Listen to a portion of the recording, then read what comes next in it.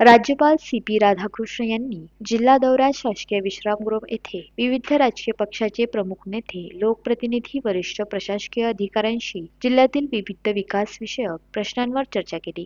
तसेच उद्योग, संस्कृती, पर्यटन, साहित्य तसेच विविध समाज घटकांशी संवाद साधून त्यांच्या विकासाविषयी अपेक्षा, समस्या व संकल्पना जाणून घेतल्या. यावेळी माजी आमदार प्रवीण पोटे, माजी राज्यमंत्री वसुधा देशमुख, हनुमान व्यायाम प्रसारण मंडळाचे सचिव पद्मश्री प्रभाकर वैद्य, मेळघाटचे पद्मश्री डॉक्टर रवींद्र कोल्हे, साहित्यिक वसंत डहाके, विभागीय आयुक्त डॉक्टर निधी पांडेय, गाडगेबाबा अमरावती विद्यापीठाचे कुलगुरू डॉक्टर मिलिंद बराहाते, जिल्हाधिकारी सौरभ कटियार, मुख्य कार्यकारी अधिकारी संजिता मोहपात्रा, पोलीस आयुक्त नवीनचंद्र रेड्डी, जिल्हा पोलीस अधीक्षक विशाल आनंद, वन विभागाच्या ज्योती बॅनर्जी आदी उपस्थित होते. राज्यपाल राधाकृष्ण यांच्या समोर मान्यवर व्यक्तींनी विदर्भातील शेतकरी आत्महत्या सिंचन, अनुशेष विदर्भातील प्रशासकीय अधिकारी यांचा अनुशेष, क्रीडाविषयक पायाभूत सुविधा, उद्योगांसाठी पोषण वातावरण, नागरिक सेवा परीक्षणासाठी दर्जेदार प्रशिक्षण यांसारखे विषय मांडले.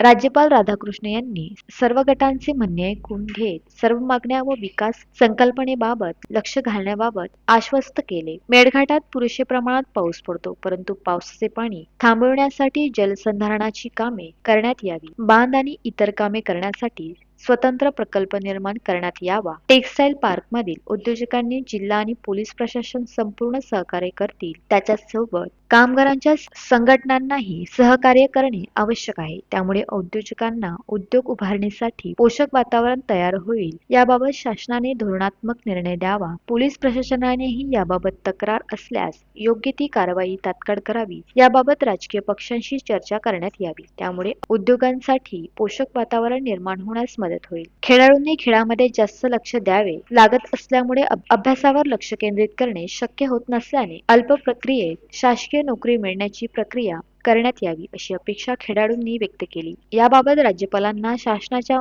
ध्येय धोरणानुसार याबाबत कारवाई होईल असे आश्वस्त केले. अमरावती येथे तिरंदाजी खेळामध्ये उत्तम पायाभूत सुविधा आहे. येथे या क्रीडा प्रकाराबाबत आंतरराष्ट्रीय सुविधा निर्माण होऊ शकतील.